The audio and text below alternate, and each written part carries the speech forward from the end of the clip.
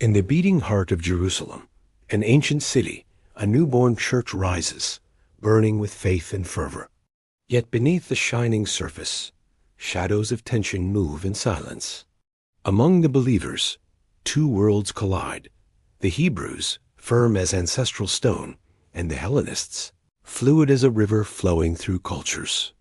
Every word, every gesture carries distant histories.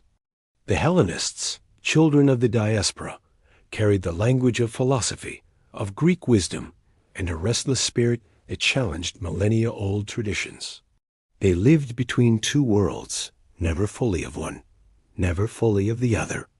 And in this meeting of worlds, a conflict begins to stir, subtle, silent, but powerful as a wave ready to break. Small daily injustices start to reveal cracks in the unity of faith. Today, we will dive into the forgotten story of men and women who sought justice and dignity, while the Spirit moved in unexpected ways. And I ask you, have you ever felt overlooked or unheard in your own community? Share your experience in the comments below. But before we witness the solution that changed the church forever, we must first understand who these cultural travelers were and how their lives became woven into the sacred narrative. The Hellenists were not born merely of blood, but of journeys and seas crossed. They were Jews who had left Jerusalem, carrying their faith to distant lands. Their children were born under foreign skies, in cities where Greek echoed through every street. They learned to speak a language of logic and poetry, of philosophy and commerce. These men and women walked between temples and theaters, between synagogues and marketplaces, balancing ancient traditions with new ideas.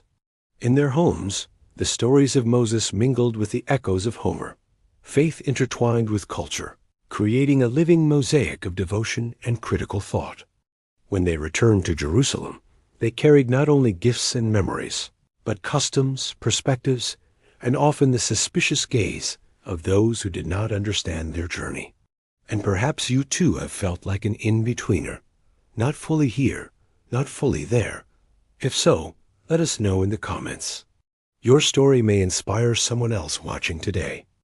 In Jerusalem, the air was heavy with ancient words, spoken in Aramaic by the Hebrews. Each phrase carried tradition, authority, and the weight of centuries. But the Hellenists spoke Greek, with soft sounds and elegant rhythm, echoing distant philosophies and wider horizons. Their words felt like winds from another world.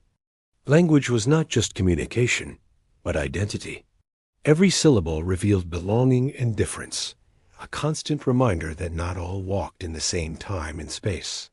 The gatherings of the church became subtle fields of tension, where language itself was an invisible wall. Hebrews and Hellenists received the same message, but filtered it through different cultural lenses. It was a silent contrast, a delicate challenge that tested patience and the wisdom of leaders. No word was neutral. Every gesture carried multiple meanings. And as these differences deepened, a subtle injustice began to emerge, foreshadowing a conflict that could no longer remain in the shadows. Have you ever felt the weight of cultural or generational differences in your church? Share your thoughts in the comments. The Hellenists returned to the streets of Jerusalem, carrying with them stories of distant cities. Each step echoed through ancient walls, heavy with longing and hope. They sought the community that shared their faith, yearning for welcome, understanding, and a place where their voices mattered. But Jerusalem was a city rooted in tradition, where Hebrew customs shaped every meeting and every meal. The new encountered the old, and the old observed the new with cautious eyes. Inside the church, diversity grew. The Hebrews were the majority, the Hellenists the minority. They shared faith, but not the same daily experiences of life. Subtle signs of inequality began to appear, like leaves falling before a storm. The care of widows and the poor revealed where attention was given and where it was withheld. And in this fragile balance between inclusion and exclusion, the stage was set for a conflict that demanded wisdom and courage to resolve. Within the heart of the community, small injustices began to surface. The widows of the Hellenists received fewer portions, fewer glances of care. It was not a conflict of belief, but of care, of attention given with bias. A human flaw that, nonetheless, eroded the harmony of the church. Each neglected gesture seemed small, yet piled up like stones upon the shoulders of the Hellenist minority. They felt invisible, their frustrations smoldering in silence, like embers ready to burst into flame. The tension became almost tangible within the walls of the community. The Hebrews, often unaware, did not see the weight of these omissions. The conflict was born not from malice, but from cultural difference and unequal attention. And as discomfort grew, the need for decisive action became urgent, setting the stage for an intervention that would change the church's path. Think for a moment, where do we see similar tensions today? I'd love to hear your reflections in the comments. The Hellenist widows became silent symbols of a truth overlooked. Their eyes carried questions no one dared to answer. Every empty table and every neglected hand spoke louder than words. It was a voiceless cry for dignity and justice within the community. The Hellenists began to feel that their faith was being measured unequally, not by the heart, but by the culture they bore. The tension was not merely practical, but existential. How could they remain united when injustice crept into the body of the church? At this delicate moment, the need for wise leadership became undeniable. A solution could not be improvised. It had to be Spirit-led. The Spirit moved silently, preparing the ground for those who would embody divine justice with their lives. Sensing the tension, the apostles gathered in prayer, seeking direction beyond human reasoning. The silence was heavy, yet full of purpose. They knew they could not tend to every need without neglecting their central mission, to preach and teach the gospel. The solution had to be wise, just, and unifying, a path that could embrace both cultures under one spirit. So they proposed delegating responsibility, selecting men of trust to serve in the daily distribution. This decision was more than administrative. It was symbolic, a declaration that God values justice and equity in the smallest details of community. And so the stage was set for new leaders to rise, men whose character and spirit would reflect the justice of the kingdom. 7 men were chosen, their reputations firm as stone, their souls filled with the Spirit. Each carried both wisdom and compassion.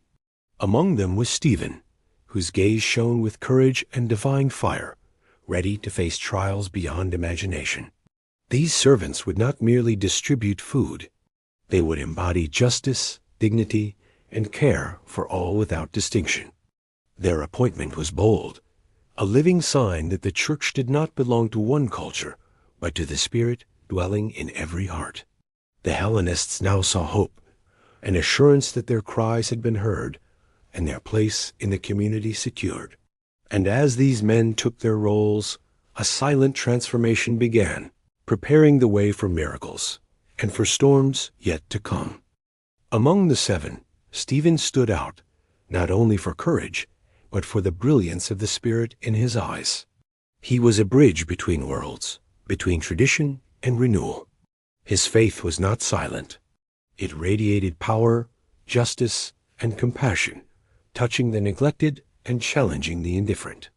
He confronted prejudice without violence, showing that truth can be proclaimed with both love and boldness. As he cared for the Hellenist widows, his presence was a light amid shadows of inequality, a promise of a just path. And unknowingly, Stephen was preparing to become the central figure in events that would shape Jerusalem and etch his name into eternity.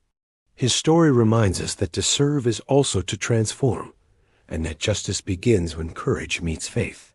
And I wonder, has someone's service ever inspired you deeply? Tell us in the comments. The appointment of the 7 brought a breath of balance, showing that the church could embrace diversity without breaking apart.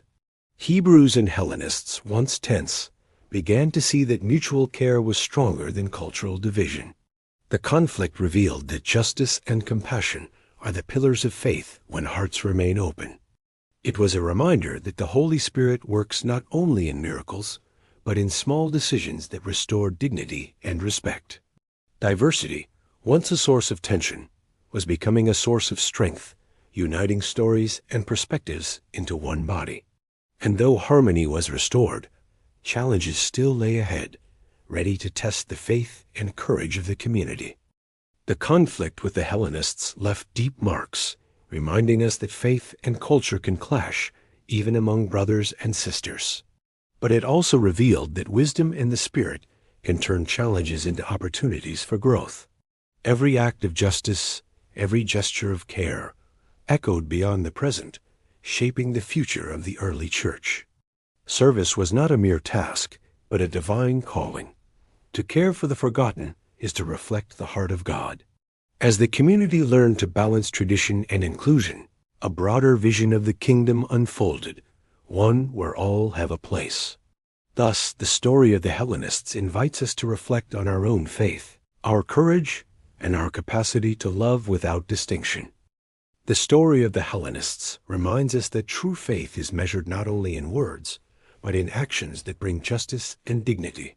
Every conflict, every tension, can be transformed when wise leaders and attentive hearts rise in service. The Jerusalem church proved that diversity is not a threat, but a strength, that cultural differences can become bridges, not barriers. The story of Stephen and the Seven teaches us that to serve others is also to shape the soul, and that every act of care reverberates into eternity. Today, we are invited to look at our own communities. Where can we be agents of justice and unity, as those before us once were? Share in the comments how you've seen God use ordinary service to bring extraordinary change. If this story touched your heart, like, share, and subscribe for more epic journeys of faith, where the details of life reveal the mighty power of the Spirit at work. God bless your life.